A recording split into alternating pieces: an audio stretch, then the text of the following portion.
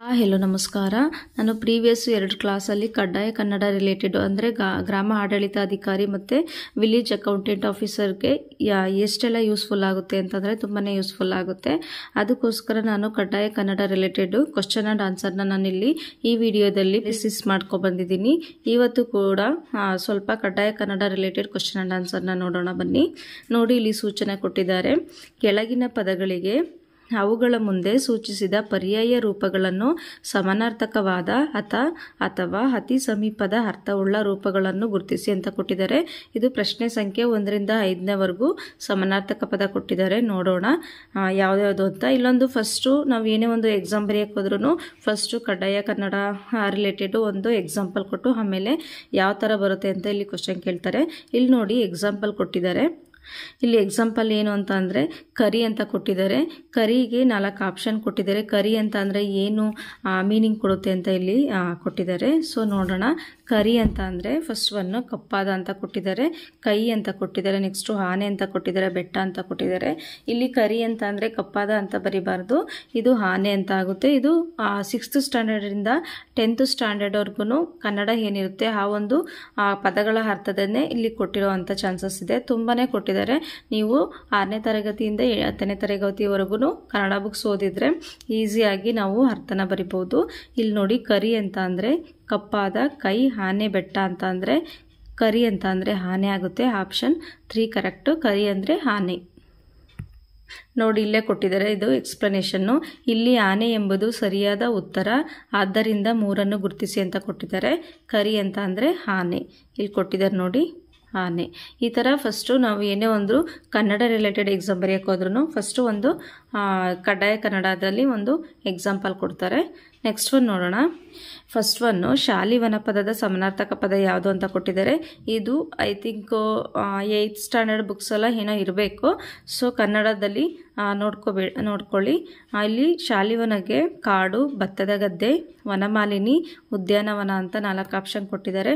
ಶಾಲಿವನ ಅಂತ ಅಂದರೆ ಭತ್ತದ ಗದ್ದೆ ಆಗುತ್ತೆ. ಇದು ರಿಲೇಟೆಡ್ ಒಂದು ಚಾಪ್ಟರ್ ಇದೆ. ಸೊ ಹಾಗಾಗಿ ಈ ಒಂದು ಕ್ವಶನ್ ಕೇಳಿದ್ದಾರೆ. ಶಾಲಿವನ ಅಂತ ಅಂದರೆ ಭತ್ತದ ಗದ್ದೆ. ನೆಕ್ಸ್ಟ್ ಒನ್ನು ಶೌರಿ ಪದದ ಸಮಾನಾರ್ಥಕ ಪದ ಏನು ಅಂತ ಕೇಳಿದರೆ. ಶೌರಿ ಪದದ ಸಮಾನಾರ್ಥಕ ಪದನ ಕ್ಷೌರಿಕನ, ಕಿಂಕರನ, ಕೃಷ್ಣನ, ವಿಪ್ರನ ಅಂತ 4 ಆಪ್ಷನ್ ಕೊಟ್ಟಿದ್ದಾರೆ. ಶೌರಿ ಅಂತ ಅಂದರೆ ಕೃಷ್ಣ ಆಗುತ್ತೆ. ಕೃಷ್ಣಗೆ ತುಂಬಾ ಅರ್ಥಗಳಿದ್ದಾವೆ. ಕೃಷ್ಣಗೆ ತುಂಬಾ ಸಮಾನಾರ್ಥಕ ಪದಗಳಿದ್ದಾವೆ. ಸೊ ಒಂದೊಂದಾಗಿ ನಾವು ತಿಳ್ಕೊಬೇಕು. ತುಂಬಾ ಅಂದರೆ ತುಂಬಾ ಕೃಷ್ಣ ರಿಲೇಟೆಡು ತುಂಬಾ ಸಮಾನಾರ್ಥಕ ಪದ. ಇದರಲ್ಲಿ ಶೌರಿ ಅಂತ ಅಂದರೆ Krishna. Option 3 correct. Next one ದೃಗುಜಲ ಪದದ ಸಮಾನಾರ್ಥಕ ಪದ ಯಾವುದು ಅಂತ ಕೇಳಿದರೆ. ದೃಗುಜಲ ಪದದ ಸಮಾನಾರ್ಥಕ ಪದ ಇಲ್ಲಿ ಕಣ್ಣೀರು, ತಣ್ಣೀರು, ಪನ್ನೀರು, ಮೃಗಜಲ ಅಂತ ಕೊಟ್ಟಿದ್ದಾರೆ. ನಾವು ಡೈರೆಕ್ಟಾಗಿ ಗೊತ್ತಿಲ್ಲ ಅಂತ ಅಂದರೆ ದೃಗುಜಲ ಪದದ ಸಮಾನಾರ್ಥಕ ಪದನ ಡೈರೆಕ್ಟಾಗಿ ಮೃಗಜಲ ಅಂತ ಹಾಕ್ಬಿಡ್ತೀವಿ. ಸೊ ಅದು ರಾಂಗು. ಇದು ದೃಗುಜಲ, ಅದಕ್ಕೆ ಮೀನಿಂಗ್ ಏನು ಅಂತ ಅಂದರೆ ಕಣ್ಣೀರು ಆಗುತ್ತೆ. Option 1 correct. ಕಣ್ಣೀರು, ದೃಗುಜಲ ಅಂದರೆ ಕಣ್ಣೀರು. ಇವೆಲ್ಲನೂ ಆಲ್ಮೋಸ್ಟು 10th ಸ್ಟ್ಯಾಂಡರ್ಡ್ವರೆಗೂ ಏನು ಬುಕ್ಸ್ ಇದ್ದಾವೆ ಅದರಿಂದನೇ ಈ ಒಂದು ಪದಗಳ ಅರ್ಥ ತೆಗೆದಿದ್ದಾರೆ. ಒಂದ್ಸಲ ಬುಕ್ಸ್ಗಳನ್ನ 6th ಸ್ಟ್ಯಾಂಡರ್ಡಿಂದ ಬುಕ್ಸ್ನ ಓದಿದ್ರೆ ನಿಮಗೆ ಯೂಸ್ಫುಲ್ ಆಗುತ್ತೆ ಅಂತ ಹೇಳ್ತೀನಿ. ಇದಕ್ಕೆ ಕಣ್ಣೀರು. ನೆಕ್ಸ್ಟ್ ಒನ್ನು ಶುಕ ಪದದ ಸಮಾನಾರ್ಥಕ ಪದ ಏನು ಅಂತ ಕೇಳಿದರೆ. ಶುಕ ಪದದ ಸಮಾನಾರ್ಥಕ ಪದ ಶುಭನ, ನಾಯಿನ, ಶೋಣನ, ಗಿಳಿನ ಅಂತ ಕೇಳಿದ್ದಾರೆ. ತುಂಬ ಸಲ ಕೇಳಿದ್ದಾರೆ ಈ ಕ್ವಶನ್ನು. ಶುಕ ಅಂದರೆ ಗಿಳಿ. Option 4 correct. ಶುಕ ಅಂದರೆ ಗಿಳಿ. ನೆಕ್ಸ್ಟ್ ಒನ್ನು ಅಗಡು ಪದದ ಸಮಾನಾರ್ಥಕ ಪದ ಯಾವುದು ಅಂತ ಕೇಳಿದರೆ. ಅಗಡು ಪದದ ಸಮಾನಾರ್ಥಕ ಪದ ಅಡಗುನ, ಗುಪ್ತನ, ಶೌರ್ಯನ, ನೆಕ್ಸ್ಟ್ ಸೊಗಡನ ಅಂತ 4 ಆಪ್ಷನ್ನಲ್ಲಿ ಅಗಡು ಪದದ ಸಮಾನಾರ್ಥಕ ಪದ ಏನು ಅಂತ ಅಂದರೆ ಶೌರ್ಯ ಆಗುತ್ತೆ. ಅಗಡು ಅಂದರೆ ಶೌರ್ಯ. ಇಲ್ಲಿ ಮೀನಿಂಗು ಅಂದರೆ ಸಮಾನಾರ್ಥಕ ಪದ 1ರಿಂದ 5 ಸಮಾನಾರ್ಥಕ ಪದನ ನೋಡಿದ್ವಿ. ಇವಾಗ ನೆಕ್ಸ್ಟ್ ಸೂಚನೆ ಕೊಟ್ಟಿದ್ದಾರೆ. ಸೊ ಇದು ಪ್ರೀವಿಯಸ್ ಅಂದರೆ SDA ಕ್ವಶನ್ ಪೇಪರು ಅಂದರೆ ಕಾಮನ್ ಪೇಪರು. ಇದರಲ್ಲಿ 100 ಕ್ವಶನ್ಸ್ ಇದೆ. ಸೊ ಇದು ಎಷ್ಟು ಯೂಸ್ಫುಲ್ ಆಗುತ್ತೆ ಅಂತಂದರೆ ನೆಕ್ಸ್ಟ್ ಏನು ಎಕ್ಸಾಮ್ ಬಂದ್ರೂ ನಿಮಗೆ ಇದೊಂದು ತುಂಬಾ ಯೂಸ್ಫುಲ್ ಆಗುತ್ತೆ. ಕ್ವಶನ್ ಪೇಪರ್ ಬಿಡಿಸೋದ್ರಿಂದ ನಮಗೆ ಎಲ್ಲ ಕ್ವಶನ್ನ ಯಾವ ರೀತಿ ತೆಗಿದ್ದಾರೆ, ನಾವು ಯಾವ ರೀತಿ ಆನ್ಸರ್ ಮಾಡಬೇಕು ಅಂತ ಗೊತ್ತಾಗುತ್ತೆ. ಇಲ್ಲಿ ನೋಡಿ ಸೂಚನೆ ಕೊಟ್ಟಿದ್ದಾರೆ. ಕೆಳಗಿನ ಪದಗಳನ್ನು ಬಿಡಿಸಿ ಬರೆದಿದೆ, ಅವುಗಳಲ್ಲಿ ಸರಿಯಾದದನ್ನು ಗುರುತಿಸಿ. ಪ್ರಶ್ನೆ ಸಂಖ್ಯೆ 6ರಿಂದ 11 ಅಂತ ಇಲ್ಲಿ ಕ್ವಶನ್ ಅಂದರೆ ಸೂಚನೆ ಕೊಟ್ಟಿದ್ದಾರೆ. ಸೊ ಇಲ್ಲಿ ನಾವು ಬಿಡಿಸಿ ಬರೆದಿದ್ದಾರೆ, ಅದು ನಾವು ಯಾವ್ದು ಕರೆಕ್ಟು ಅಂತ ಇಲ್ಲಿ ಟಿಕ್ ಮಾಡಬೇಕಾಗುತ್ತೆ. ನೆಕ್ಸ್ಟು ನೋಡಿ ಅಲ್ಲಿ ಎಕ್ಸಾಂಪಲ್ ಅಂದರೆ ಸೊ ಅದ್ರ ರಿಲೇಟೆಡ್ ಇಲ್ಲಿ ಕ್ವಶನ್ ನಂಬರ್ 6 ಏಕೈಕ ಪದ ಬಿಡಿಸಿ ಬರೆದರೆ ಅಂತ ಇಲ್ಲಿ ಕೇಳಿದರೆ ಏಕೈಕ ಪದ ಬಿಡಿಸಿ ಬರೆದರೆ ಏನಾಗುತ್ತೆ ಅಂತ ಇಲ್ಲಿ ಆಪ್ಷನಲ್ಲಿ ಏಕ ಪ್ಲಸ್ ಏಕ ಪ್ಲಸ್ ಯಾಕೆ ಏಕ ಪ್ಲಸ್ ಐಕ್ಯ ಏಕೈ ಪ್ಲಸ್ ಕ ಅಂತ ಕೊಟ್ಟಿದ್ದಾರೆ. ಇಲ್ಲಿ ನಿಮಗೆ ಗೊತ್ತಿದೆ ಏಕೈಕ ಪದನ ಬಿಡಿಸಿ ಬರೆದರೆ ಏಕ ಪ್ಲಸ್ ಏಕ ಆಗುತ್ತೆ. ನೋಡ್ಕೊಳ್ಳಿ ಯಾವ ರೀತಿ ಬಿಡಿಸಿದ್ದಾರೆ ಅಂತ. ಏಕ ಪ್ಲಸ್ ಏಕ. ನೆಕ್ಸ್ಟ್ ಒನ್ನು ಕಣ್ಮಲರ್ ಪದ ಬಿಡಿಸಿ ಬರೆದರೆ ಏನು ಅಂತ ಯಾವ ರೀತಿ ಆಗುತ್ತೆ ಬಿಡಿಸಿ ಬರೆದರೆ ಅಂತ ಇಲ್ಲಿ ಕೇಳಿದರೆ ಕಣ್ಮಲರ್ ಪದ ಬಿಡಿಸಿ ಬರೆದರೆ ಕಣ್ಣು ಪ್ಲಸ್ ಮಲ್ಲರು, ಕಣ್ ಪ್ಲಸ್ ಮಲ್ಲಾರ್, ಕಣ್ಣು ಪ್ಲಸ್ ಅಲಾರ್, ಕಣ್ಣು ಪ್ಲಸ್ ಅರಳು ಅಂತ 4 ಆಪ್ಷನ್ ಕೊಟ್ಟಿದ್ದಾರೆ. ಇದಕ್ಕೆ ಕಣ್ಮಲರಿಗೆ ಕಣ್ ಪ್ಲಸ್ ಮಲರ್ ಆಗುತ್ತೆ. ಆಪ್ಷನ್ 2 ಕರೆಕ್ಟ್ ಆನ್ಸರ್, ಕಣ್ ಪ್ಲಸ್ ಮಲರ್. ನೆಕ್ಸ್ಟ್ ಒನ್ನು ಲೋಕಾಧಿಪತಿ ಪದ ಬಿಡಿಸಿ ಬರೆದರೆ ಅಂತ ಕೊಟ್ಟಿದ್ದಾರೆ. ಲೋಕಾಧಿಪತಿ ಪದ ಬಿಡಿಸಿ ಬರೆದರೆ ಲೋಕ ಪ್ಲಸ್ ಅಧಿಪತಿ, ಲೋಕದ ಪ್ಲಸ್ ಪತಿ, ಲೋಕ ಪ್ಲಸ್ ಅಧಿಪತಿ, ಲೋಕ ಪ್ಲಸ್ ಅಧಿಪತಿ ಅಂತ ಆಪ್ಷನ್ಗಳಲ್ಲಿ ಲೋಕಾಧಿಪತಿ ಬಿಡಿಸಿ ಬರೆದರೆ ಲೋಕ ಪ್ಲಸ್ ಅಧಿಪತಿ ಆಗುತ್ತೆ. ಆಪ್ಷನ್ 1 ಕರೆಕ್ಟ್, ಲೋಕ ಪ್ಲಸ್ ಅಧಿಪತಿ. ನೆಕ್ಸ್ಟ್ ಒನ್ನು ಮಹೋನ್ನತಿ ಪದ ಬಿಡಿಸಿ ಬರೆದರೆ ಏನಾಗುತ್ತೆ ಅಂತ ಕೇಳಿದರೆ ಇದೆಲ್ಲಾನು ಬಿಡಿಸಿ ಬರೆದರೆ ಅದೇ ಕ್ವಶನ್ಸ್ ಒಂದು 5 ಕೊಟ್ಟಿದ್ದಾರೆ. ಮಹೋನ್ನತಿ ಪದ ಬಿಡಿಸಿ ಬರೆದರೆ ಮಹಾ ಪ್ಲಸ್ ಉನ್ನತಿ ಆಗುತ್ತಾ, ಮಹಾ ಪ್ಲಸ್ ಉನ್ನತಿ ಆಗುತ್ತೆ, ಮಹಾ ಪ್ಲಸ್ ಉನ್ನತಿ ಆಗುತ್ತಾ, ಮಹೋ ಪ್ಲಸ್ ಉನ್ನತಿ ಅಂತ ಆಗುತ್ತಾ ಅಂತ ಆಪ್ಷನ್ಗಳಲ್ಲಿ ಮಹೋನ್ನತಿ ಪದ ಬಿಡಿಸಿ ಬರೆದರೆ ಮಹಾ ಪ್ಲಸ್ ಉನ್ನತಿ ಆಗುತ್ತೆ. ಇಲ್ಲಿ ಉನ್ನತಿ ಕೊಟ್ಟಿದ್ದಾರೆ. ಇದು ಸೈಕಲ್ ಹೂ ಅಂದರೆ ಸೈಕಲ್ ನೀವು ಬರೆದು ಕಲಿಬೇಕು ಯಾವುದು ರೈಟ್ ಅಂತ ನಿಮಗೆ ಗೊತ್ತಾಗುತ್ತೆ. ಆನ್ಸರ್ ಬಂದ್ಬಿಟ್ಟು ಆಪ್ಷನ್ 3 ಮಹಾ ಪ್ಲಸ್ ಉನ್ನತಿ. ನೆಕ್ಸ್ಟ್ ಒನ್ನು ಸೋಮಾಮೃತ ಪದ ಬಿಡಿಸಿ ಬರೆದರೆ ಅಂತ ಕೇಳಿದರೆ ಸೋಮಾಮೃತ ಪದ ಬಿಡಿಸಿದರೆ ಯಾವ ರೀತಿ ಬರುತ್ತೆ ಅಂತ ಇಲ್ಲಿ ಸೋಮ ಪ್ಲಸ್ ಅಮೃತ, ಸೋಮ ಪ್ಲಸ್ ಅಮೃತ, ಸೋಮ ಪ್ಲಸ್ ಮೃತ, ಸೋಮ ಪ್ಲಸ್ ಆವೃತ ಅಂತ 4 ಆಪ್ಷನಲ್ಲಿ ಆಪ್ಷನ್ 1 ಸೋಮ ಪ್ಲಸ್ ಅಮೃತ ಆಗುತ್ತೆ. ಸೋಮಾಮೃತ ಪದ ಬಿಡಿಸಿದರೆ ಏನಾಗುತ್ತೆ ಅಂದರೆ ಸೋಮ ಪ್ಲಸ್ ಅಮೃತ. Option 1 correct. ನೆಕ್ಸ್ಟ್ ಒನ್ನು ಹಾಸ್ಯಾಸ್ಪದ ಪದ ಬಿಡಿಸಿ ಬರೆದರೆ ಅಂತ ಕೇಳಿದರೆ ಹಾಸ್ಯಾಸ್ಪದ ಪದ ಬಿಡಿಸಿ ಬರೆದರೆ ಹಾಸ್ಯ ಪ್ಲಸ್ ಆಸ್ಪದ, ಹಾಸ್ಯಯ ಪ್ಲಸ್ ಆಪದ, ನೆಕ್ಸ್ಟ್ ಹಾಸ್ಯ ಪ್ಲಸ್ ಆಸ್ಪದ, ಹಾಸ್ಯ ಪ್ಲಸ್ ಆಸ್ಪದ ಅಂತ 4 ಆಪ್ಷನ್ ಕೊಟ್ಟಿದ್ದಾರೆ. ಹಾಸ್ಯಾಸ್ಪದ ಪದ ಬಿಡಿಸಿ ಬರೆದರೆ ಹಾಸ್ಯ ಪ್ಲಸ್ ಆಸ್ಪದ ಆಗುತ್ತೆ. Option 3 correct. ತುಂಬಾನೇ ಕನ್ಫ್ಯೂಷನ್ ಆಗುತ್ತೆ, ಎಲ್ಲ ಸೇಮ್ ರಿಲೇಟೆಡ್ ಅನಿಸುತ್ತೆ. ನಾವು ಒಂದ್ಸಲ ಬರೆದ್ಬಿಟ್ಟು ರಫ್ ಸ್ಪೇಸ್ ವರ್ಕ್ ಇರುತ್ತಲ್ಲ ಸ್ಪೇಸ್ ಪೇಜಲ್ಲಿ ನಾವು ಒಂದ್ಸಲ ಬರೆದು ಪ್ರಾಕ್ಟೀಸ್ ಮಾಡಿದರೆ ಯಾವುದಕ್ಕೆ ಯಾವುದು ಆನ್ಸರು 4ರಲ್ಲಿ ಅಂತ ಗೊತ್ತಾಗುತ್ತೆ. ನಾವು ಒಂದ್ಸಲ ಟ್ರೈ ಮಾಡಿ ಆಮೇಲೆ ಆನ್ಸರ್ನ ಟಿಕ್ ಮಾಡಿ ಅಂತ ಹೇಳ್ತೀನಿ. ನೆಕ್ಸ್ಟ್ ಒನ್ನು ಮತ್ತೆ ಸೂಚನೆ ಕೊಟ್ಟಿದ್ದಾರೆ. ಇಲ್ಲಿವರೆಗೂ ಏನು ನಾವು ಬಿಡಿಸಿ ಬರಬೇಕಿತ್ತು ಅದೆಲ್ಲ ಕಂಪ್ಲೀಟ್ ಆಗಿದೆ. ಒಂದು 5 ಕ್ವಶನ್ ಕೊಟ್ಟಿದ್ರು. ನೆಕ್ಸ್ಟ್ ನೋಡಿ ಇದೇ ಥರ ಏನು ಕೊಡ್ತಾರೆ ಅದರಲ್ಲಿ ಸೂಚನೆ ಕೊಟ್ಟಿದ್ದಾರೆ. ನೆಕ್ಸ್ಟ್ ಕ್ವಶನ್ ಯಾವ ರೀತಿ ಬರುತ್ತೆ ಅಂತ ಮುಂದೆ ಕೊಡಲಾದ 4 ರೂಪಗಳಲ್ಲಿ ಸರಿಯಾದುದನ್ನು ಗುರುತಿಸಿರಿ ಅಂತ ಕೊಟ್ಟಿದ್ದಾರೆ. ಅಂದರೆ ಸೇಮ್ ಅಂದರೆ ಸ್ಪೆಲ್ಲಿಂಗ್ 4 ಕೊಟ್ಟಿರ್ತಾರೆ, 4 ವರ್ಡ್ ಕೊಟ್ಟಿದ್ದಾರೆ. ಅದರಲ್ಲಿ ಯಾವುದು ಕರೆಕ್ಟ್ ಸ್ಪೆಲ್ಲಿಂಗ್ ಅಂತ ನಾವು ಕರೆಕ್ಟಾಗಿದೆ ಅಂತ ನಾವು ಇಲ್ಲಿ ಗುರುತಿಸಬೇಕಾಗುತ್ತೆ. ಮುಂದೆ ಕೊಡಲಾದ 4 ರೂಪಗಳಲ್ಲಿ ಸರಿಯಾದದನ್ನು ಗುರುತಿಸಿರಿ ಅಂತ ಪ್ರಶ್ನೆ ಸಂಖ್ಯೆ 12ರಿಂದ 17ರವರೆಗೆ ಕೊಟ್ಟಿದ್ದಾರೆ. ಸೊ ಇದಕ್ಕೊಂದು ಎಕ್ಸಾಂಪಲ್ ಕೊಟ್ಟಿದ್ದಾರೆ. ಅಚಾತುರ್ಯ. ಈ ಅಚಾತುರ್ಯ ಅನ್ನೋದು 4 ಡಿಫ್ರೆಂಟ್ ಆಗಿ ಬರೆದಿದ್ದಾರೆ. ನಮಗೆ ಒಂದ್ಸಲ ಬರೆದು ನೋಡ್ಬಿಟ್ಟು ನಾವು ಆನ್ಸರ್ ಮಾಡಬೇಕಾಗುತ್ತೆ. ಅಚಾತುರ್ಯನ, ಅಚುರ್ತರ್ಯನ, ಅಚಾತುರ್ಯನ, ನೆಕ್ಸ್ಟ್ ಅಚಾತುರ್ಯನ ಅಂತ 4 ಆಪ್ಷನ್ಗಳಲ್ಲಿ ಆಪ್ಷನ್ 3 ಕರೆಕ್ಟು ಅಚಾತುರ್ಯ ಆಗುತ್ತೆ. ಸೊ ಆಪ್ಷನ್ 3 ಯಾವುದು ಅಂತ ನೋಡಿ ಅಚಾತುರ್ಯ. ಇದೇ ರೀತಿ ಯಾಕೆ ಅಂತಂದ್ರೆ ಇಲ್ಲಿ ಅಚಾತುರ್ಯ ಸರಿಯಾದ ಉತ್ತರ, ಆದ್ದರಿಂದ 3ಅನ್ನು ಗುರುತಿಸಬೇಕು ಅಂತ ಇವರೊಂದು ಎಕ್ಸಾಂಪಲ್ ಕೊಟ್ಬಿಟ್ಟು ಹೇಳಿದ್ದಾರೆ. ಸೊ ನೆಕ್ಸ್ಟ್ ಒನ್ ಇದೇ ರೀತಿ ಕ್ವಶನ್ಸ್ ಇರುತ್ತೆ ನೋಡಿ. ಇಲ್ಲಿ ನಿಷೇಧಾರ್ಥಕ ಅಂತ ಕೊಟ್ಟಿದ್ದಾರೆ. ಸ್ಪೆಲ್ಲಿಂಗ್ ಕರೆಕ್ಟಾಗಿ ಬರೀಬೇಕು ನಾವು. ಇದರಲ್ಲಿ ನೋಡಿ ಎಲ್ಲರನ್ನೂ ಸೇಮ್ ಅನಿಸುತ್ತೆ. ನಾವು ಒಂದ್ಸಲ ರಫ್ ಅಲ್ಲಿ ಸ್ಪೇಸ್ ಕೊಟ್ಟಿರ್ತಾರಲ್ಲ ಅಲ್ಲಿ ವರ್ಕ್ ಮಾಡಿಬಿಟ್ಟು ನಾವು ಆನ್ಸರ್ ಬರಿಬೇಕಾಗುತ್ತೆ. ಸೊ ನಿಷೇಧಾರ್ಥಕ, ನಿಷೇಧಾರ್ಥಕ, ನಿಷೇಧವರ್ತಕ, ನಿಷೇಧಾರ್ಥಕ ಅಂತ 4 ಆಪ್ಷನ್ಗಳಲ್ಲಿ ಆಪ್ಷನ್ 4 ಕರೆಕ್ಟು ನಿಷೇಧಾರ್ಥಕ. ಗೃಹಸ್ಥಾಶ್ರಮ, ಗೃಹಸ್ಥಾಶ್ರಮ, ಗೃಹಸ್ಥಾಶ್ರಮ, ಗೃಹಸ್ಥಾಶ್ರಮ. ಸ್ಪೆಲ್ಲಿಂಗ್ ನೋಡಿ ಯಾವ ರೀತಿ ಅಂತ ಇದೆ. ಎಲ್ಲನೂ ಕರೆಕ್ಟು ಅನಿಸುತ್ತೆ ನಮಗೆ. ನಾವು ಡೈಲಿ ಯೂಸಸ್ಸಲ್ಲಿ ಇದನ್ನ ಗೃಹಸ್ಥಾಶ್ರಮ ಅದನ್ನೆಲ್ಲ ಬಳಸ್ತಾ ಇರ್ತೀವಿ. ಸೊ ಓದ್ತಾನೂ ಇರ್ತೀವಿ. ಯಾವುದು ಅಂತ ಇಲ್ಲಿ 4 ಆಪ್ಷನ್ಗಳಲ್ಲಿ ತುಂಬಾ ಕನ್ಫ್ಯೂಷನ್ ಆಗುತ್ತೆ. ಸೊ ನಾವು ಗೃಹಸ್ಥಾಶ್ರಮ ಅಂತ ಹಾಕಿದ್ದೆ ಅನಿಸುತ್ತೆ ನಾನು ಪ್ರೀವಿಯಸ್ ಎಕ್ಸಾಮ್ ಅಟೆಂಡ್ ಮಾಡಿದಾಗ. ಸೊ ರಾಂಗ್ ಆಗಿತ್ತು. ಇಲ್ಲಿ ಗೃಹ ಅಲ್ಲ ಗೃಹಸ್ಥಾಶ್ರಮ ಆಗುತ್ತೆ. Option 2 correct. ಇದೆಲ್ಲ KE ಅವ್ರು ಮಾಡಿರ್ತ ಕೀ ಆನ್ಸರ್ನೇ ನಾನು ಇಲ್ಲಿ ಕರೆಕ್ಟಾಗಿ ಆನ್ಸರ್ ಹಾಕಿದ್ದೀನಿ. ಹೊಸ್ದಾಗಿ ಬರೀತಿರೋರ್ಗಂತೂ ತುಂಬಾ ಯೂಸ್ಫುಲ್ ಆಗುತ್ತೆ. ಈಗ ಯಾರು ಫಸ್ಟ್ ಟೈಮು ಕಾಂಪಿಟೇಟಿವ್ ಎಕ್ಸಾಮ್ಸ್ಗೆ ಪ್ರಿಪೇರ್ ಆಗ್ತಿದ್ದೀರಾ ಅವ್ರಿಗಂತೂ ತುಂಬಾ ಯೂಸ್ ಆಗುತ್ತೆ, ನೋಡ್ಕೊಳ್ಳಿ. ನೆಕ್ಸ್ಟ್ ಒನ್ನು ಸರ್ವಜ್ಞ ಅಂತ ಅಂದರೆ ನೋಡಿ ಯಾವ ರೀತಿ 4 ರೀತಿ ಕೊಟ್ಟಿದ್ದಾರೆ. ಸರ್ವಯಜ್ಞ, ಸರ್ವಜ್ಞ ಅಂತ ಕೊಟ್ಟಿದ್ದಾರೆ. ಸೊ ಜಾಗೆ ನಾವತ್ತು ಕೊಟ್ಟಿದ್ದಾರೆ. ಇಲ್ಲಿ ಜಾಗೆ ಅಲ್ಲ ಇನ್ಯಾವತ್ತು ಕೊಟ್ಟಿದ್ದಾರೆ. ನೆಕ್ಸ್ಟು ಜಾಗೆ ಇನ್ಯಾವತ್ತು ಕೊಟ್ಟಿದ್ದಾರೆ. ಇಲ್ಲಿ ಸರ್ವಜ್ಞ ಜಾಗೆ ಇನ್ಯಾವತ್ತು ಕೊಟ್ಟಿದ್ದಾರೆ. ಸೊ ನೀವು ಕಾಮನ್ ಆಗಿ ಸರ್ವಜ್ಞ ಬರಿತಾ ಇದ್ರಲ್ಲ, ಸೊ ನೀವು ಒಂದ್ಸಲ ಸ್ಪೇಸ್ ವರ್ಕಲ್ಲಿ ಬರೆದ್ಬಿಟ್ಟು ಟಿಕ್ ಮಾಡಿ. ಇದಕ್ಕೆ ರೈಟ್ ಆನ್ಸರ್ ಬಂದ್ಬಿಟ್ಟು ಸರ್ವಜ್ಞ. ನೆಕ್ಸ್ಟ್ ಒನ್ನು ಈಶಾವಾಸ್ಯಂ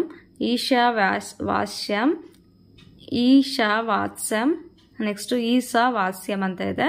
ಸೊ ಇದಕ್ಕೆ ರೈಟ್ ಆನ್ಸರ್ ಬಂದ್ಬಿಟ್ಟು ಆಪ್ಷನ್ 2 ಇದಕ್ಕೆ ರೈಟ್ ಆನ್ಸರ್ ಬಂದ್ಬಿಟ್ಟು ಆಪ್ಷನ್ 1 ಆಗುತ್ತೆ. ಈಶಾವಾಸ್ಯಂ ಆಪ್ಷನ್ 1 ಇಸ್ ಕರೆಕ್ಟು. ಇದು 2 ಅಂತ ಹಾಕಿದ್ದೀನಿ, ಇದು ರಾಂಗು. ಆಪ್ಷನ್ 1 ಈಶಾವಾಸ್ಯಂ ಆಪ್ಷನ್ 1 ಇಸ್ ಕರೆಕ್ಟ್.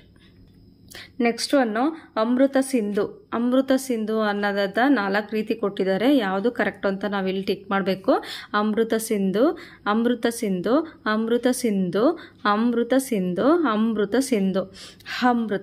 ಅಂತ 4 ಆಪ್ಷನ್ ಕೊಟ್ಟಿದ್ದಾರೆ. ಎಲ್ಲ ಒಂದೇ ರೀತಿ ಅನಿಸುತ್ತೆ.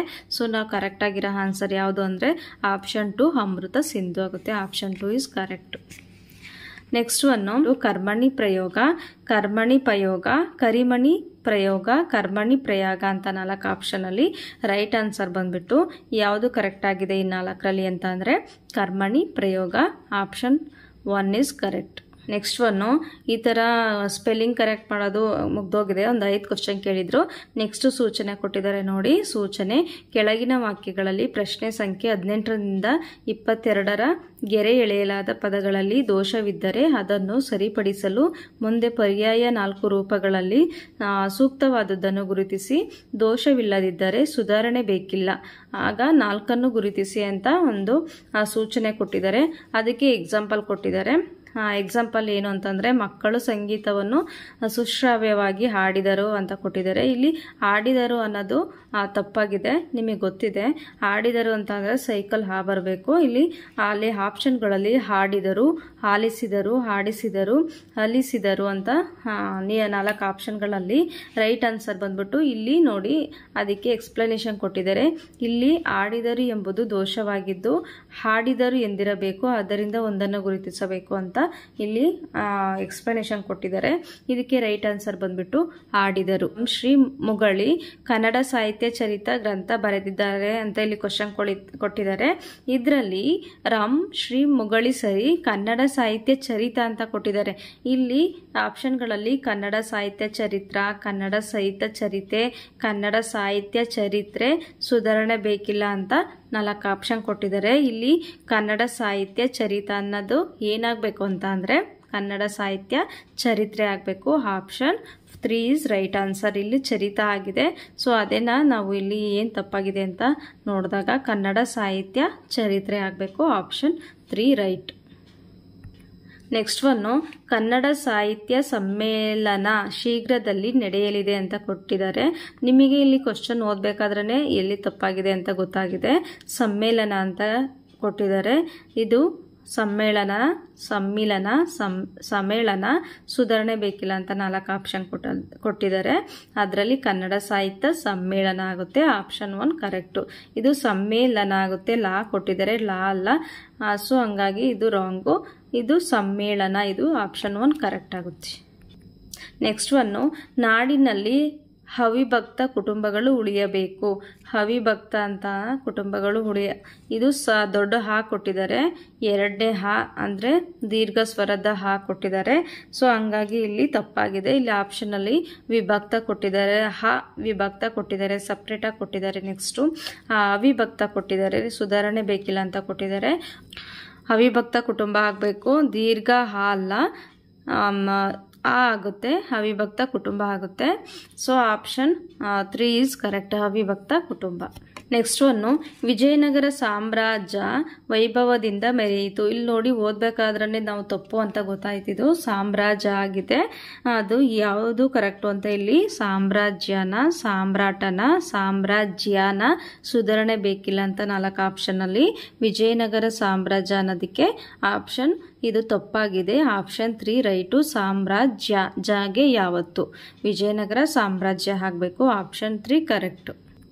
ನೆಕ್ಸ್ಟ್ ಒನ್ನು ನಿಮ್ಮ ಆತ್ಮೀಯರ ಹುಟ್ಟುಹಬ್ಬಕ್ಕೆ ಶುಭಾಶಯ ಕೋರಬೇಕು. ಶುಭಾಶಯ ಅನ್ನೋದು ಕರೆಕ್ಟ್ ಅನಿಸ್ತಾ ಇದೆಯಾ ನೋಡೋಣ. ಇಲ್ಲಿ ಎಷ್ಟು ಡಿಫ್ರೆಂಟ್ ಆಗಿ ಇಲ್ಲಿ ಬರೆದಿದ್ದಾರೆ ಅಂತ ನಾವು ಆಪ್ಷನ್ ಚೆಕ್ ಮಾಡಿ ಆಮೇಲೆ ಸರಿನಾ ತಪ್ಪಾ ಅಂತ ಗೊತ್ತು ಮಾಡಬೇಕು. ಇಲ್ಲಿ ನಾವು ಓದಬೇಕಾದ್ರೇ ಅದು ಗೊತ್ತಾಗುತ್ತೆ ಅದು ಕರೆಕ್ಟ್ ಆಗಿದೆ ಇಲ್ವಾ ಅಂತ. ನಮಗೆ ಕರೆಕ್ಟ್ ಆಗಿದೆ ಅಂತಂದರೆ ಅದು ಸುಧಾರಣೆ ಬೇಕಿಲ್ಲ ಅಂತ ಹಾಕಬೇಕು. ನಿಮ್ಮ ಆತ್ಮೀಯರ ಹುಟ್ಟುಹಬ್ಬಕ್ಕೆ ಶುಭಾಶಯ ಕೋರಬೇಕು ಅಂತಂದರೆ ಶುಭಾಶಯ.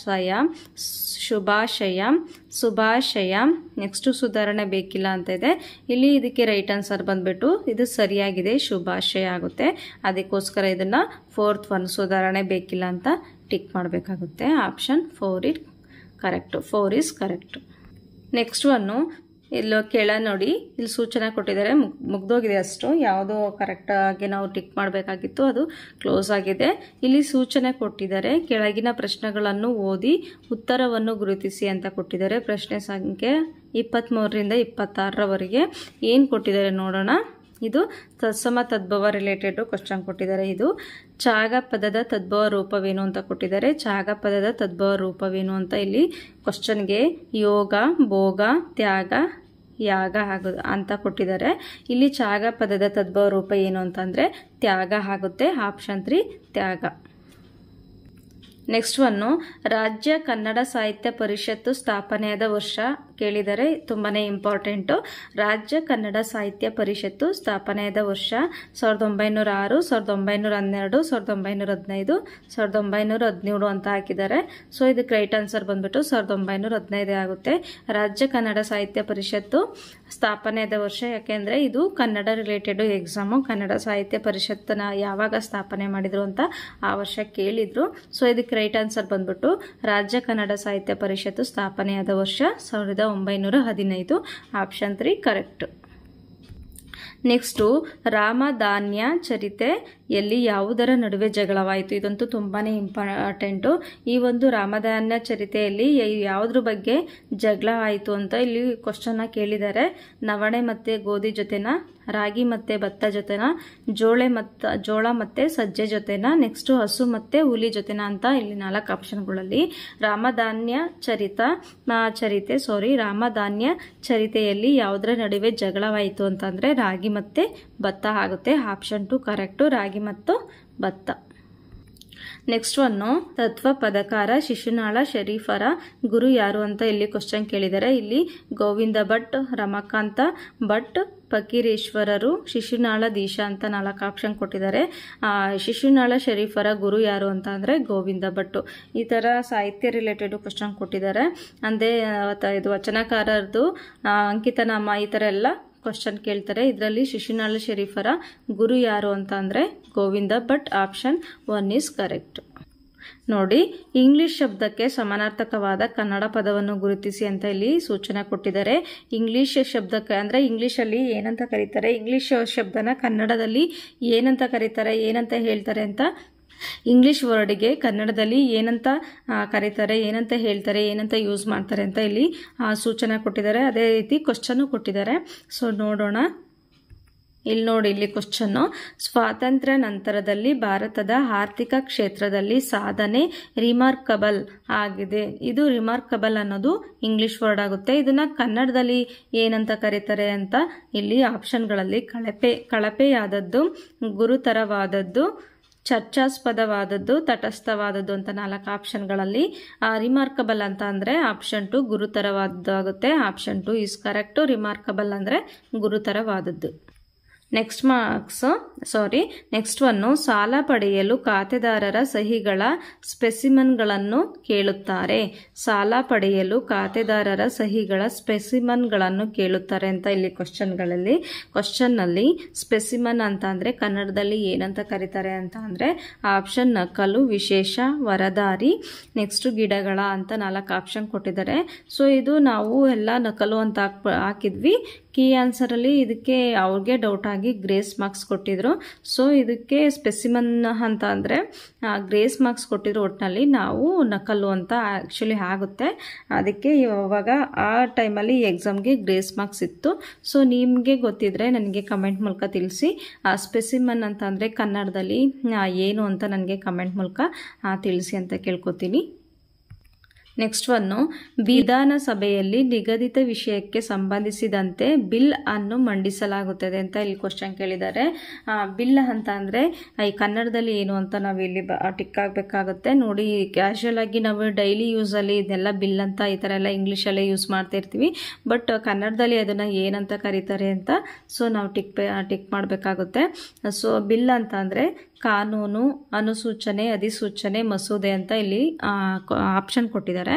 ಇಲ್ಲಿ ಬಿಲ್ ಅಂತ ಅಂದರೆ ಕನ್ನಡದಲ್ಲಿ ಮಸೂದೆ ಆಗುತ್ತೆ. ಆಪ್ಷನ್ 4 ಇಸ್ ರೈಟ್ ಆನ್ಸರ್, ಮಸೂದೆ. ನೆಕ್ಸ್ಟ್ ಒನ್ನು BL ರೈಸ್ ಎಪಿಗ್ರಫಿಯಲ್ಲಿ ಪರಿಣಿತರಾಗಿದ್ದರು ಅಂತ ಇಲ್ಲಿ ಕ್ವಶನ್ ಕೊಟ್ಟಿದ್ದಾರೆ. ಎಪಿಗ್ರಫಿ ಅಂತ ಅಂದರೆ ಸೊ ಇಲ್ಲಿ ಎಪಿಗ್ರಫಿ ಅಂತ ಅಂದರೆ ಕನ್ನಡದಲ್ಲಿ ಏನು ಅಂತ ಇಲ್ಲಿ ನಾವು ಟಿಕ್ ಹಾಕಬೇಕಾಗುತ್ತೆ. ಆಪ್ಷನ್ನಲ್ಲಿ ನಾಣ್ಯಗಳ ಅಧ್ಯಯನ, ಸಸ್ಯಗಳ ಅಧ್ಯಯನ, ಶಾಸನಗಳ ಅಧ್ಯಯನ, ತಳಿಗಳ ಅಧ್ಯಯನ ಅಂತ 4 ಆಪ್ಷನ್ಗಳಲ್ಲಿ ಎಪಿಗ್ರಫಿ ಅಂತ ಅಂದರೆ ಶಾಸನಗಳ ಅಧ್ಯಯನ ಆಗುತ್ತೆ. ಸೊ ಇಂಗ್ಲೀಷಲ್ಲಿ ಎಪಿಗ್ರಫಿ ಅಂದರೆ ಕನ್ನಡದಲ್ಲಿ ಶಾಸನಗಳ ಅಧ್ಯಯನ. Option 3 is right. Next one ಆಡಳಿತದಲ್ಲಿ ಎಲ್ಲ ಕ್ಷೇತ್ರಗಳಲ್ಲಿ ಸಾಮಾನ್ಯವಾಗಿ ಕಮಿಷನರ್ ಇರುತ್ತಾರೆ. ಇಲ್ಲಿ ಕಮಿಷನರ್ ಅನ್ನೋದು ಇಂಗ್ಲಿಷ್ ವರ್ಡು ಕಮಿಷನರ್. ಅದಕ್ಕೆ ಕನ್ನಡ ವರ್ಡ್ ಏನು ಅಂತ ಇಲ್ಲಿ ನಾವು ಟಿಕ್ ಮಾಡಬೇಕು. ಅಧೀಕ್ಷಕರು, ಅಭಿಯಂತರರು, ಆಯುಕ್ತರು, ನೆಕ್ಸ್ಟ್ ಅಭಿಯೋಜಕರು ಅಂತ 4 ಆಪ್ಷನ್ಗಳಲ್ಲಿ. ಸೊ ಕಮಿಷನರ್ ಅಂದರೆ ಆಯುಕ್ತರು ಆಗುತ್ತೆ. ಆಪ್ಷನ್ 3 ಕರೆಕ್ಟ್, ಆಯುಕ್ತರು. ಯಾವ ರೀತಿ ಕೊಟ್ಟಿದ್ದಾರೆ ನೋಡಿ ಕ್ವಶನ್ಸ್. ಇದೊಂದು ಕ್ವಶನ್ ಪೇಪರ್ ಬಿಡಿಸಿದ್ರೆ ಸಾಕು, ನಮಗೆ ನೆಕ್ಸ್ಟ್ ಬರುವ ಎಕ್ಸಾಮ್ಗಳಲ್ಲಿ ಯಾವ ರೀತಿ ಕೇಳ್ತಾರೆ ಅಂತ ನಮಗೆ ಈಸಿಯಾಗಿ ಗೊತ್ತಾಗುತ್ತೆ. ಯಾವ ರೀತಿ ಕೇಳ್ತಾರೆ, ನಾವು ಯಾವ ಚಾಪ್ಟರ್ಗೆ ಜಾಸ್ತಿ ಇಂಪಾರ್ಟೆನ್ಸ್ ಕೊಡಬೇಕು ಅಂತ ನಮಗೆ ಈ ಒಂದು ಕ್ವಶನ್ ಪೇಪರ್ ಅನಾಲಿಸಿಸ್ ಮಾಡೋದ್ರಿಂದ ಗೊತ್ತಾಗುತ್ತೆ. ಆದಷ್ಟು ಈಸಿ ಆಗುತ್ತೆ ಅಂತ ಹೇಳ್ತೀನಿ. ಯಾರು ಫಸ್ಟ್ ಟೈಮ್ ಬರಿತಾ ಇದ್ದಾರೆ ಅವರಿಗೆಲ್ಲ ತುಂಬಾ ಟಫ್ ಅನಿಸುತ್ತೆ. ಈ ಒಂದು ಕ್ವಶನ್ ಪೇಪರ್ನ ನಾವು ಸಾಲ್ವ್ ಮಾಡೋದ್ರಿಂದ ನೋಡ್ಕೊಳ್ಳೋದ್ರಿಂದ ನಮಗೆ ಸ್ವಲ್ಪನಾದರೂ ಕಡಿಮೆ ಆಗುತ್ತೆ. ಅಂದರೆ ಯಾವ ರೀತಿ ಬರ್ಬೋದು ಅನ್ನೋದು ಸೊ ನಮಗೆ ಗೊತ್ತಾಗುತ್ತೆ. ಇಲ್ಲಿ ನೋಡಿ, ನೆಕ್ಸ್ಟು ಸೂಚನೆ ಕೊಟ್ಟಿದ್ದಾರೆ. ಈ ಕೆಳಗಿನ ಪದಗಳಲ್ಲಿ ಗುಂಪಿಗೆ ಸೇರದ ಪದವನ್ನು ಗುರುತಿಸಿ ಅಂತ ಕೊಟ್ಟಿದ್ದಾರೆ. ಯಾವುದ್ಯಾವುದು ಗುಂಪಿಗೆ ಸೇರಲ್ಲ ಆ ಒಂದು ಪದನ ಇಲ್ಲಿ ನಾವು ಟಿಕ್ ಮಾಡಬೇಕಾಗುತ್ತೆ. ಇಲ್ಲಿ ಕ್ವಶನ್ ಕೊಟ್ಟಿದ್ದಾರೆ. ಪಂಚಸ್ಯ, ಕೇಸರಿ, ವ್ಯಾಘ್ರ, ಸಿಂಹ ಅಂತ ಇದೆ. ಸೊ ಇದರಲ್ಲಿ ಪಂಚಸ್ಯ, ಕೇಸರಿ, ಸಿಂಹ ಅಂತ ಅಂದರೆ ಇವೆಲ್ಲ ಸಿಂಹಗೆ ಬರುತ್ತೆ ಅನಿಸುತ್ತೆ. ಆ್ಯಕ್ಚುಲಿ ವ್ಯಾಘ್ರ ಅಂತ ಅಂದರೆ ಅದು ಸಪ್ರೇಟು ಹುಲಿ ಆಗುತ್ತೆ. ಸೊ ಹಂಗಾಗಿ ಇಲ್ಲಿ ರೈಟ್ ಆನ್ಸರ್ ಬಂದ್ಬಿಟ್ಟು ಇಲ್ಲಿ ವ್ಯಾಘ್ರ ಆಗುತ್ತೆ. ವ್ಯಾಘ್ರ ಅಂದರೆ ಹುಲಿ. Option 3 correct.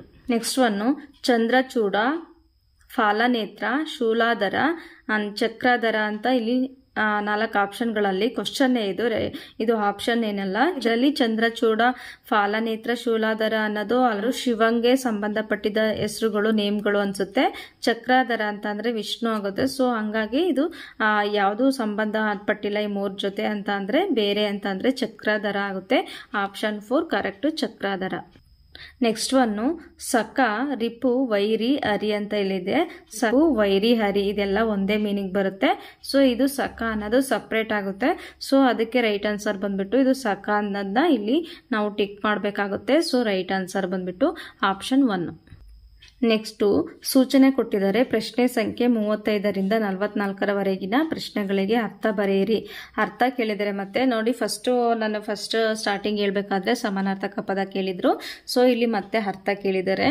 ಸೊ ನೋಡೋಣ ಯಾವ್ದು ಕೊಟ್ಟಿದ್ದಾರೆ ಅಂತ ಅಂದರೆ ಕೃಕವಾಕು ಈ ಪದದ ಅರ್ಥ ಕೇಳಿದರೆ. ಕೃಕವಾಕು ಅಂದರೆ ಏನು ಅಂತ ಇಲ್ಲಿ ನಾವು ಟಿಕ್ ಮಾಡಬೇಕು. ಆಮೆನ, ಮೊಲನ, ಮೊಸಳೆನ, ಕೋಳಿನ ಅಂತ ಅಂದರೆ ಕೃಕವಾಕು ಅಂದರೆ ಕೋಳಿ ಆಗುತ್ತೆ. ಕೃಕವಾಕು ಅಂತಂದರೆ ಏನು ಅಂತಂದರೆ ಕೋಳಿ. Option 4 correct. ನೆಕ್ಸ್ಟ್ ಒನ್ ಬಂದ್ಬಿಟ್ಟು ಗಮ್ರಜಲ ಅಂತ ಕೊಟ್ಟಿದ್ದಾರೆ. ಗಮ್ರಜಲ ಅಂತ ಅಂದರೆ ಬೆವರು, ಕಣ್ಣೀರು, ಇಬ್ಬನಿ, ಅಂತರ್ಜಲ ಅಂತ 4 ಆಪ್ಷನ್ ಕೊಟ್ಟಿದ್ದಾರೆ. ಗಮ್ರಜಲ ಅಂತ ಅಂದರೆ ಬೆವರು ಆಗುತ್ತೆ. ಆಪ್ಷನ್ 1 ಈಸ್ ರೈಟ್ ಆನ್ಸರ್ ಬೆವರು. ನೆಕ್ಸ್ಟ್ ಒನ್ನು ಕೈ ಪರೆ ಎಂದರೆ ಅಂತ ಕೊಟ್ಟಿದ್ದಾರೆ. ಕೈ ಪರೆ ಎಂದರೆ ಅಂತ ಅಂದರೆ ಕಳಚು, ಕೈಗಾಯ, ಚಪ್ಪಾಳೆ, ಹೊಗಳಿಕೆ ಅಂತ 4 ಆಪ್ಷನ್ಗಳಲ್ಲಿ ಕೈ ಪರೆ ಅಂತ ಅಂದರೆ ಚಪ್ಪಾಳೆ ಆಗುತ್ತೆ. Option 3 correct. ನೋಡ್ಕೊಳ್ಳಿ, ಕೈ ಪರೆ ಅಂತ ಅಂದರೆ ಚಪ್ಪಾಳೆ. ನೆಕ್ಸ್ಟ್ ಒನ್ನು ಪೀಯೂಷ ಪದದ ಅರ್ಥ ತುಂಬ ಸಲ ಕೊಟ್ಟಿದ್ದಾರೆ. ಪೀಯೂಷ ಪದದ ಅರ್ಥನ ತುಂಬ ಟೈಮ್ ಕೊಟ್ಟಿದ್ದಾರೆ. ಜೇನು, ಬೆಣ್ಣೆ, ವಿಷ ಮತ್ತು ಅಮೃತ ಅಂತ 4 ಆಪ್ಷನ್ ಕೊಟ್ಟಿದ್ದಾರೆ. ಪೀಯೂಷ ಪದದ ಅರ್ಥ ಏನು ಅಂತ ಅಂದರೆ ಅಮೃತ ಆಗುತ್ತೆ. ಆಪ್ಷನ್ 4 ಈಸ್ ಕರೆಕ್ಟ್, ಅಮೃತ. ನೆಕ್ಸ್ಟ್ ಒನ್ನು ವೈಜಯಂತಿ ಪದದ ಅರ್ಥ ಏನು ಅಂತ ಕೊಟ್ಟಿದ್ದಾರೆ. ನನ್ನ ದಿನ, ಬಾವುಟ, ಉತ್ಸವ, ಆಚರಣೆ ಅಂತ ಕೊಟ್ಟಿದ್ದಾರೆ. ನಾನು ವೈಜಯಂತಿ ಅಂತ ಅಂದರೆ ಒಂದು ಸಂತೋಷ ದಿನ, ಜನ್ಮದಿನ ಅಂತ ಹಾಕಿ ಬಂದ್ಬಿಟ್ಟಿದೆ. ಇದಕ್ಕೆ ರೈಟ್ ಆನ್ಸರ್ ಬಂದ್ಬಿಟ್ಟು ವೈಜಯಂತಿ ಪದದ ಅರ್ಥ ಏನು ಅಂತಂದರೆ ಬಾವುಟ ಆಗುತ್ತೆ. ನೆಕ್ಸ್ಟ್ ಒನ್ನು ಚರಮ ಎಂದರೆ ಅಂತ ಇಲ್ಲಿ ಕ್ವಶನ್ ಕೇಳಿದ್ದಾರೆ. ಕನ್ನಡಕ, ತೊಲಗು, ಕೊನೆಯ, ಸನ್ಯಾಸಿ ಅಂತ 4 ಆಪ್ಷನ್ ಕೊಟ್ಟಿದ್ದಾರೆ. ಚರಮ ಎಂದರೆ ಕೊನೆಯ ಆಗುತ್ತೆ. Option 3 correct. ಚರಮ ಅಂದರೆ ಏನು ಅಂತ ಅಂದರೆ ಕೊನೆಯ. ನೆಕ್ಸ್ಟು ಕಾಸರ ಪದದ ಅರ್ಥ ಕೇಳಿದರೆ. ಸರೋವರ, ಕಾಸಿನ ಸರ, ಪರ್ವತ, ಕೈಲಾಸ ಅಂತ 4 ಆಪ್ಷನ್ಗಳಲ್ಲಿ ಕಾಸರ ಪದದ ಅರ್ಥ ಬಂದ್ಬಿಟ್ಟು ಸರೋವರ ಆಗುತ್ತೆ. ಈ ಪದಕ್ಕೆ ಮೀನಿಂಗ್ ಏನು ಅಂತ ಅಂದರೆ ಸರೋವರ. ನೆಕ್ಸ್ಟ್ ಒನ್ನು ಜೀಮೂತ ಪದದ ಅರ್ಥ ಕೇಳಿದರೆ. ಜೀಮೂತ ಅಂತ ಅಂದರೆ ಗಂಧರ್ವ, ಸೇವಕ, ಮೋಡ, ನಿಸರ್ಗ. ಇಲ್ಲಿ ಕಾಣಿಸ್ತಾ ಇಲ್ಲ ಅನ್ಕೋತೀನಿ. ಜೀಮೂತ ಅಂದರೆ ಗಂಧರ್ವ, ಸೇವಕ, ಮೋಡ, ನಿಸರ್ಗ ಅಂತ 4 ಆಪ್ಷನ್ಗಳಲ್ಲಿ ಜೀಮೂತ ಇಂಪಾರ್ಟೆಂಟು. ಜೀಮೂತ ಅಂತ ಅಂದರೆ ಮೋಡ ಆಪ್ಷನ್. ನೆಕ್ಸ್ಟ್ ಒನ್ನು ಬಂಡುಣಿ ಪದದ ಅರ್ಥ ಕೇಳಿದರೆ. ನಂಗೆ ಗೊತ್ತೇ ಇಲ್ಲ ಬಂಡುಣಿ ಅಂತ ಅಂದರೆ ಏನು ಅಂತ. ನನಗೆ ಪ್ರೀವಿಯಸ್ ಓದಬೇಕಾದ್ರೆ ಎಷ್ಟು ಇಂಪಾರ್ಟೆಂಟು ಕನ್ನಡ ಬುಕ್ಸ್ಗಳು ಅಂದರೆ 6th 10th ಸ್ಟ್ಯಾಂಡರ್ಡ್ ಬುಕ್ಸ್ಗಳು ಎಷ್ಟು ಇಂಪಾರ್ಟೆಂಟ್ ಅಂತ ಅಂದರೆ ಪ್ರೀವಿಯಸ್ ಎಕ್ಸಾಮ್ಸ್ನ ನಾನು ಅಟೆಂಡ್ ಮಾಡಿದಾಗ ಗೊತ್ತಾಯಿತು. ನಿಮಗೂ ಅದನ್ನೇ ಸಜೆಸ್ಟ್ ಮಾಡ್ತೀನಿ. ಬುಕ್ಸ್ ಸಿಗಲಿಲ್ಲ ಅಂತ ಅಂದರೆ ಗೂಗಲಲ್ಲಿ ಡೌನ್ಲೋಡ್ ಮಾಡ್ಕೊಳ್ಳಿ. ಕನ್ನಡ ಟೆಕ್ಸ್ಟ್ ಬುಕ್ ಅಂತ ಹೊಡಿದ್ರೆ ಅಲ್ಲಿ ಟೆಕ್ಸ್ಟ್ ಬುಕ್ಗಳು ಬರುತ್ತೆ. ನಾವು ಯಾವ ಸ್ಟ್ಯಾಂಡರ್ಡ್ ಬೇಕು ಅಂತ ನಾವು ಸೆಲೆಕ್ಟ್ ಮಾಡಿಕೊಂಡು ಯಾವ ಸಬ್ಜೆಕ್ಟ್ ಬೇಕು ಅಂತ ಅಂದರೆ ನಾವು ಸೆಲೆಕ್ಟ್ ಮಾಡ್ಕೋಬೋದು. ಅದರಲ್ಲಿ ಕನ್ನಡ ರಿಲೇಟೆಡು 6th ಸ್ಟ್ಯಾಂಡರ್ಡಿಂದ 10th ಸ್ಟ್ಯಾಂಡರ್ಡ್ವರೆಗೂ ನಾವು ಬುಕ್ಸ್ನ ಡೌನ್ಲೋಡ್ ಮಾಡ್ಕೋಬೋದು ಅಂತ ಹೇಳ್ತೀನಿ. ಈಗ ಸಿಗಲಿಲ್ಲ ನಮಗೆ ಡೈರೆಕ್ಟಾಗಿ ಬುಕ್ಸು ಅಂತ ಅಂದರೆ ಆ ರೀತಿ ಮಾಡಿಕೊಂಡು ನಾವು ಮೊಬೈಲಲ್ಲಿ ಸಹ ಓದ್ಕೋಬೋದು. ಬಂಡುಣಿ ಪದದ ಅರ್ಥ ಏನು ಅಂತ ಅಂದರೆ ದುಂಬಿ, ಝೇಂಕಾರ, ಹೂವು, ಮಧು ಅಂತ. ಇಲ್ಲಿ ಬಂಡುಣಿ ಪದದ ಅರ್ಥ ಏನು ಅಂತ ಅಂದರೆ ದುಂಬಿ ಆಗುತ್ತೆ. Option 1 correct. ಬಂಡುಣಿ ಅಂದರೆ ದುಂಬಿ. ನೆಕ್ಸ್ಟ್ ಒನ್ನು ಚಳಿಗದಿರ ಎಂದರೆ ಏನು ಅಂತ ಇಲ್ಲಿ ಕ್ವಶನ್ ಕೊಟ್ಟಿದ್ದಾರೆ. ಸೂರ್ಯ, ಶಿವ, ಕಾಮನಬಿಲ್ಲು, ಚಂದ್ರ ಅಂತ 4 ಆಪ್ಷನ್ಗಳಲ್ಲಿ ಚಳಿಗದಿರ ಎಂದರೆ ಚಂದ್ರ ಆಗುತ್ತೆ. Option 4 correct. ನೆಕ್ಸ್ಟ್ ಒನ್ನು ಮಾಯುಕ ಇದರ ಸಮಾನಾರ್ಥಕಗಳು ಕೇಳಿದರೆ. ಮಾಯುಕ ಇದರ ಸಮಾನಾರ್ಥಕಗಳು ಅಂದರೆ ಬೇರೆ ಬೇರೆ ಅರ್ಥಗಳು ಏನು ಅಂತ ಇಲ್ಲಿ ಕ್ವಶನ್ಗೆ. ಆಪ್ಷನ್ನು ನವಿಲು, ಸೋಗೆ, ಕಾಡು, ಅರಣ್ಯ, ಕಾಂತಿ, ಕಿರಣ, ಶಶಿ, ತಿಂಗಳು ಅಂತ 4 ಆಪ್ಷನ್ಗಳಲ್ಲಿ ಮಾಯುಕ ಅಂತ ಅಂದರೆ ಕಾಂತಿ ಮತ್ತು ಕಿರಣ ಆಗುತ್ತೆ. Option 3 correct. ಕಾಂತಿ ಮತ್ತು ಕಿರಣ. ನೆಕ್ಸ್ಟ್ ಒನ್ನು ಇದೇ ರೀತಿ ಕ್ವಶನ್ಗಳಲ್ಲಿ ನಮಗೆ ಮಾರ್ಕ್ಸು ಕಟ್ ಆಗುತ್ತೆ. ಯಾಕೆಂದರೆ ನಮಗೆ ಪದಗಳ ಅರ್ಥ ಕನ್ಫ್ಯೂಷನ್ ಆಗುತ್ತೆ. ನಾವು ರಿಪೀಟಾಗಿ ಓದ್ತಾ ಇದ್ದರೆ ಪದಗಳ ಅರ್ಥ ನೆಕ್ಸ್ಟು ಎಲ್ಲದನ್ನು ಸಮಾನಾರ್ಥಕ ಪದಗಳು ಓದ್ತಾ ಇದ್ದರೆ ನಮಗೆ ಈಸಿಯಾಗಿ ಟಿಕ್ ಮಾಡೋಕ್ಕೆ ಗೊತ್ತಾಗುತ್ತೆ. ಇಲ್ಲಿ ನೋಡಿ ನೆಕ್ಸ್ಟ್ ಒನ್ನು ಕೆನ್ನೀರು ಪದದ ಸಮಾನಾರ್ಥಕ ಪದಗಳು ಕೇಳಿದರೆ. ಕೆನ್ನೀರು ಪದದ ಸಮಾನಾರ್ಥಕಗಳು ಸಮುದ್ರ, ಸಾಗರ, ನೆತ್ತರು, ರಕ್ತ, ಇನ್ನೀರು, ನಿಂತ ನೀರು, ಕಣ್ಣೀರು, ಅಶ್ರು ಜಲ ಅಂತ ಇಲ್ಲಿ ಕೊಟ್ಟಿದ್ದಾರೆ ಕ್ವಶನ್ನು. ಇಲ್ಲಿ ರೈಟ್ ಆನ್ಸರ್ ಬಂದ್ಬಿಟ್ಟು ಆಪ್ಷನ್ಗಳಲ್ಲಿ ಕೆನ್ನೀರು ಪದದ ಸಮಾನಾರ್ಥಕಗಳು ಯಾವುದು ಅಂದರೆ ನೆತ್ತರು, ರಕ್ತ ಆಗುತ್ತೆ. ಆಪ್ಷನ್ 2 ಈಸ್ ರೈಟ್ ಆನ್ಸರ್, ನೆತ್ತರು, ರಕ್ತ. ನೆಕ್ಸ್ಟ್ ಒನ್ನು ಕಿತ್ತಡಿ ಪದದ ಸಮಾನಾರ್ಥಕಗಳು ಅಂತ ಕೊಟ್ಟಿದ್ದಾರೆ. ಕಿತ್ತಡಿ ಪದದ ಸಮಾನಾರ್ಥಕಗಳು ಮುನಿ, ಯತಿ, ಕಿತ್ತಳೆ, ಮೂಸಂಬಿ, ಗುಡಿಸಲು, ಜೋಪಡಿ, ಕಾಲಡಿ, ಪಾದಧೂಳಿ ಅಂತ 4 ಆಪ್ಷನ್ ಕೊಟ್ಟಿದ್ದಾರೆ. ಕಿತ್ತಡಿಗೆ ಅದರ ಸಮಾನಾರ್ಥಕಗಳು ಏನೇನಾಗುತ್ತೆ ಅಂತ ಅಂದರೆ ಮುನಿ, ಯತಿ ಆಗುತ್ತೆ. Option 1 is right answer. ಕಿತ್ತಡಿ ಅಂದರೆ ಮುನಿ, ಯತಿ. ನೆಕ್ಸ್ಟು ಕನ್ನಡವಕ್ಕಿ ಪದದ ಸಮಾನಾರ್ಥಕಗಳು ಏನು ಅಂತ ಕೊಟ್ಟಿದ್ದಾರೆ. ಕನ್ನಡವಕ್ಕಿ ಪದದ ಸಮಾನಾರ್ಥಕಗಳು ಯಾವುದ್ಯಾವುದು ಅಂತ ಕೊಟ್ಟಿದ್ದಾರೆ. ಇಲ್ಲಿ ಗಿಳಿ, ಕೀರ, ಕೋಗಿಲೆ, ಪಿಕ್ಕ, ವಾಯಸ, ಕಾಗೆ, ಗರುಡ, ಹದ್ದು ಅಂತ 4 ಆಪ್ಷನ್ ಕೊಟ್ಟಿದ್ದಾರೆ. ಕನ್ನಡವಕ್ಕಿ ಅಂತಂದರೆ ಆಲ್ಮೋಸ್ಟ್ ನಿಮಗೆ ಗೊತ್ತಿರುತ್ತೆ ಅಂದ್ಕೊಂಡಿದ್ದೀನಿ. ಗಿಳಿ, ಕೀರ ಆಗುತ್ತೆ. Option 1 is right answer. ಕನ್ನಡವಕ್ಕಿಗೆ ಸಮಾನಾರ್ಥಕ ಪದಗಳು ಯಾವುದ್ಯಾವುದು ಅಂದರೆ ಗಿಳಿ, ಕೀರ.